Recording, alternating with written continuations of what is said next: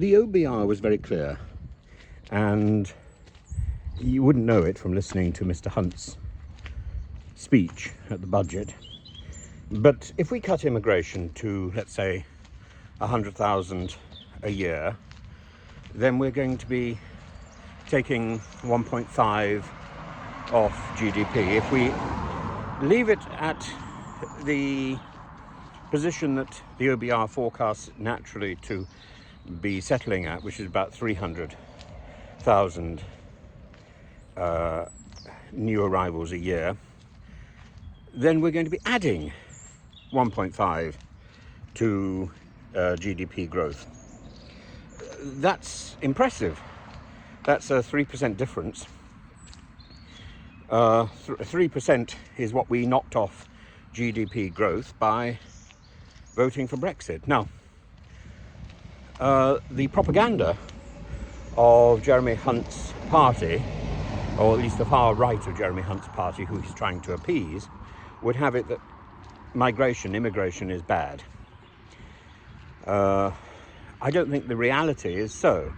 And the OBR has made it quite clear that immigration is actually helping us, not only by doing the work, that 9 million of us are not working, 9 million. And that figure is likely to increase.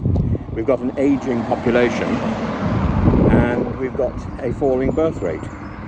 We've got 14% of our country was born overseas. That's about the same. We're no worse off really than France or Spain. We're a little bit better than Germany. Germany's got a slightly higher percentage of people born abroad who are living in Germany, paying the taxes, contributing to the society. It's not just that these people who come into our country, these at the moment it's slightly inflated, it's 700,000 I think, but that will decrease because most of a good proportion of that number are students who are coming in post-COVID, and the OBR is quite clear that it's going to reduce to about 350. Not only is that manageable, but it's beneficial. And yet, the propaganda, we shouldn't be playing propaganda, we should be playing politics. Politics is about dealing with reality and making the best of the real situation that we've got. The real situation is we voted for Brexit. We shouldn't be whining about reversing Brexit, and at the same time we shouldn't be blaming other issues for the problems that we're in. We should be realistic politics. We can't keep blaming COVID and we can't keep blaming Putin. We have to face the reality that a lot of our problem is the way that we negotiated Brexit, Lord Frost's stupidity, and part of that has now been repaired by the brilliant diplomacy and negotiations of Chris Heaton-Harris, but there's still a mess. Part of that mess is the migrants crossing the channel and risking their lives, and the Home Office not doing its job because of the hostile environment instituted by Theresa May that still persists. And again, the hostile environment. Why would anybody who's been given permission to be indolent, who's been given permission to be lazy, ever want to do anything other than be lazy? Of course they enjoy doing nothing. Of course they enjoy putting people in hotels and ensuring the government is going to pay for it, or the people are going to pay for it. There is no such thing as the government's money.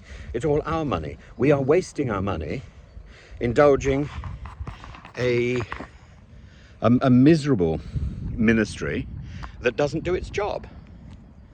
Now, how can that possibly be defended? It's got nothing to do with people being in or out of the office. That's Jacob Rees-Mogg's obsessive reading of a much wider situation.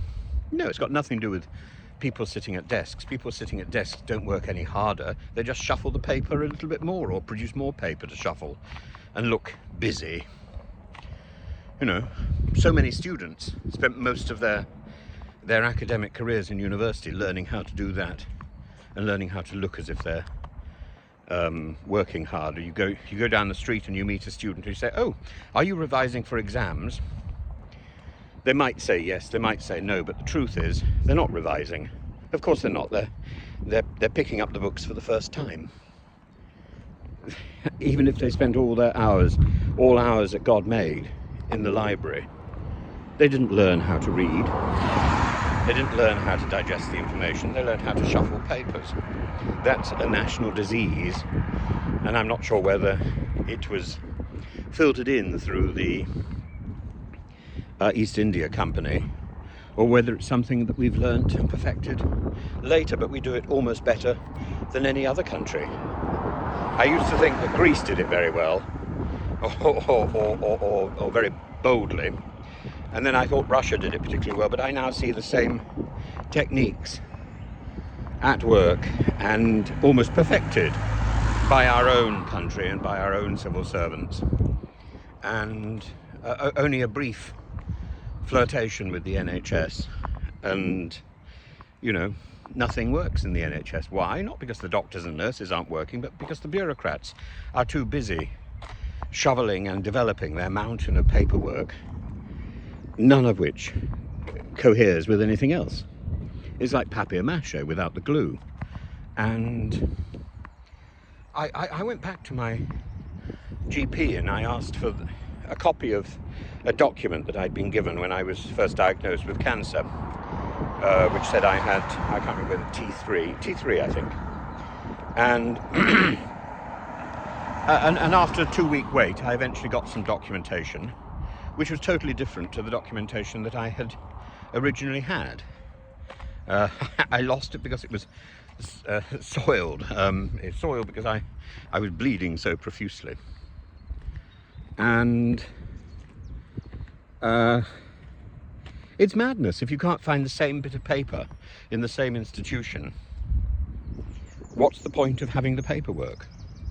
The paperwork is there to confuse, confound, and generally provide a job for the bureaucrats. It's not there, it seems, any longer to help the people who are actually doing the work. And Hunt is on the same mission. He's not there to help the people who are doing the work or to clarify what is correct. He's there to pursue some sort of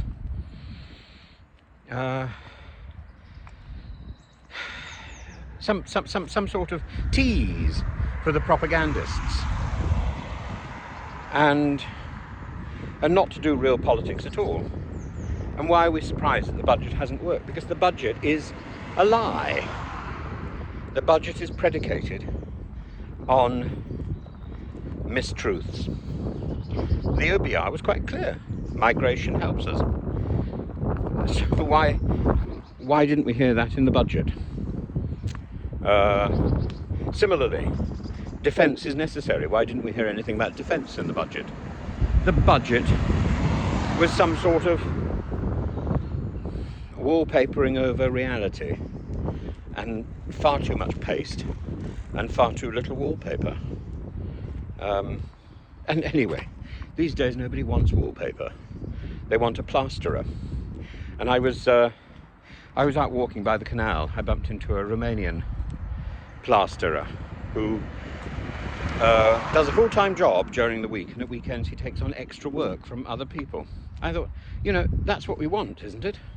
Somebody who's working flat out, who's working very hard, a young person who's paying tax, part of our system, part of that immigrant population on whom we depend, on whom the indigenous population that is struggling to come to grips with the reality of life in Britain after Brexit. And we can't do it alone. And yeah, Fortress Britain. Fortress Britain, we've got nothing to protect. Come on, open the doors.